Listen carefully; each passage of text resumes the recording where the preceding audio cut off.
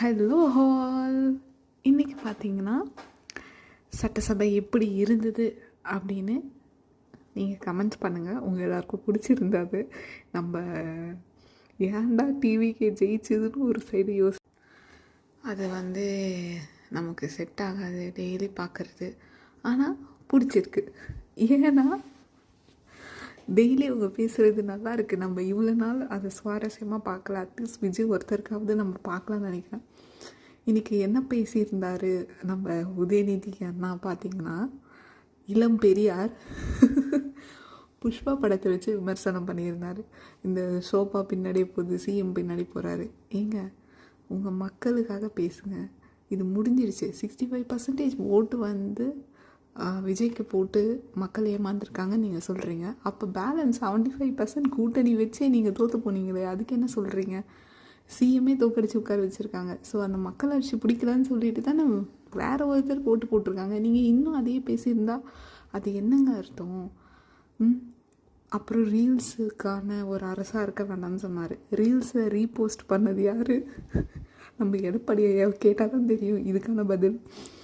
ஏன் இதெல்லாம் பேசாதீங்க. ரீல்ஸு, இந்த புஷ்பா படம், சட்டமன்றத்தில் உட்காந்து தூங்கிட்டு இருக்கீங்க, கண்ணை கலக்குறீங்க, இதெல்லாம் தப்புங்க. உதயநிதி அவர்களே, விஜய் சூப்பராக பேசிட்டார் இன்றைக்கி. Short and sweet. என்னை பொறுத்த வரைக்கும் விஜயோட அரசியல் வேறு மாதிரி இருக்குது. நம்ம ஊர் பொலிட்டிக்ஸ் பண்ணுற மாதிரி இல்லை. அவர் டிஃப்ரெண்ட்டாக பண்ணணும், பொலிட்டிக்ஸ் டிஃப்ரெண்ட்டாக பண்ணணும்னு நினைக்கிறாரு போல். குதிரை பேரம் பேசாதீங்க அப்படின்னு நம்ம பிரேமலதா அவங்களுக்குலாம் இது சொல்லலாமா? அவங்க ஏன் அவசரப்பட்டு வாய்விட்டோம்? குதிரை பேரத்தை பற்றி அவங்க பேசலாமா? நாங்கள் குதிரை பேரமாக இல்லாமல் குதிரை வேகத்தில் செயல்படுவோம்னு நம்ம விஜய் சொல்லியிருந்தார். உண்மையாங்க. நேற்று ரத்தன் பண்டிட் வீடியோ பார்த்துருப்போம். நம்ம அந்த ரத்தன் பண்டிட் வீடியோ நேற்று அப்பாயின்மெண்ட் பண்ணாங்க. ஒரு ஈவினிங் 3 o'clock 4 o'clock கிட்ட பண்ணியிருப்பாங்க.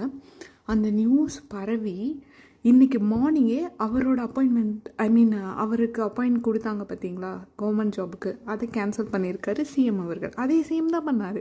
நேற்று எந்த அளவுக்கு வைரல் பண்ணிங்களோ இன்றைக்கும் அதே அளவுக்கு நீங்கள் வைரல் பண்ணியிருக்கணும்ல.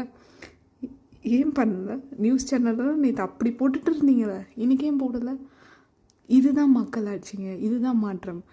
மக்கள் ஒன்று சொல்கிறாங்க, அது இவர் செஞ்சுருக்காரு. யாருக்கும் பிடிக்கலையா? ஓகே, அப்போ கேன்சல் பண்ணு இவர் பண்ணியிருக்காரு. இதுதான் ஒரு நேர்மையான அரசியல், மக்களுக்கான அரசியல். மக்கள் சொல்கிறத இவர் கேட்டிருக்காரு.